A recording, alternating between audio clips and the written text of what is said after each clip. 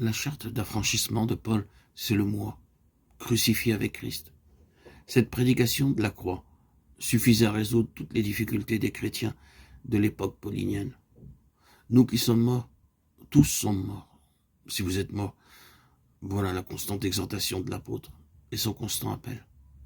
Voilà la note dominante de sa prédication, celle qui ne cesse de rappeler à ses auditeurs ou à ses lecteurs concernant l'attitude à prendre vis-à-vis du péché ou des éléments du monde dans l'Église. Et ceux à qui il s'adressait savaient qu'il vivait ce qu'il prêchait.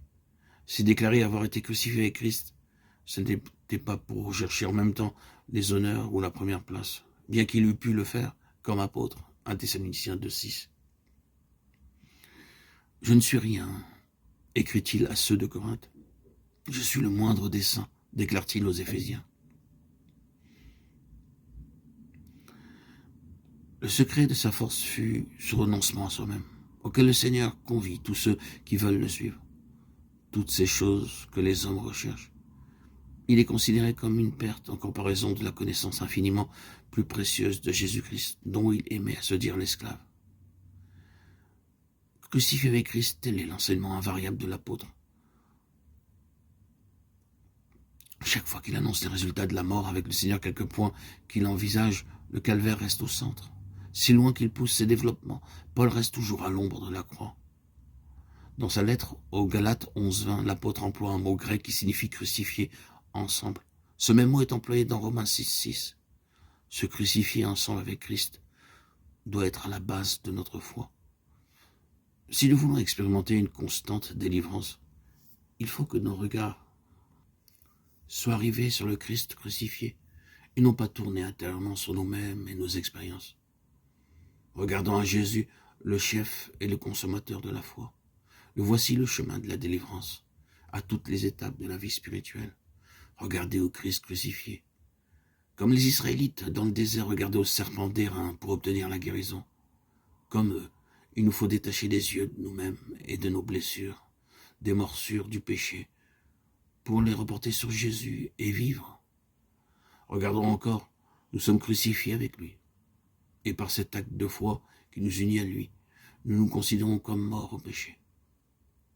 Dès que d'un cœur droit, d'une volonté sans détour, nous rejetons tout péché connu, bien décidés à remporter la victoire, le Saint-Esprit scelle notre acte de foi d'une complète délivrance.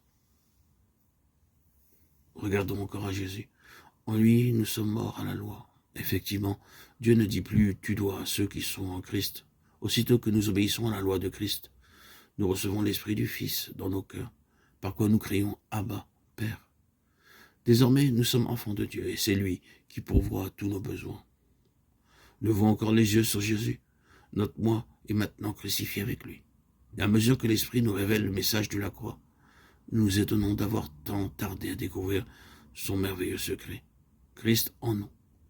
Dès que nous chargeons sa croix, dès que le Seigneur trouve le chemin libre et se manifeste en nous par nous. Est-ce tout? Pas encore. Maintenant que celui qui est mort et ressuscité occupe en mon cœur la première place, le trône, je marche à sa lumière. Celle-ci illuminant les replis les plus cachés de mon être, de ma nature si complexe, manifeste des besoins insoupçonnés jusqu'alors et me conduit à nouveau à la source de purification et de vie, Jésus. Je suis crucifié avec Christ, sa croix est la mienne. J'y suis aussi avec lui. Avec Christ, je suis prêt à dire en toutes circonstances, non pas ma volonté. Et comme Paul, je puis dire, non plus moi. Ma vie n'est plus séparée de celle de mon Sauveur. Je suis une même plante avec lui, celui qui vit à jamais, le vivant, agit en moi et par moi, selon son bon plaisir.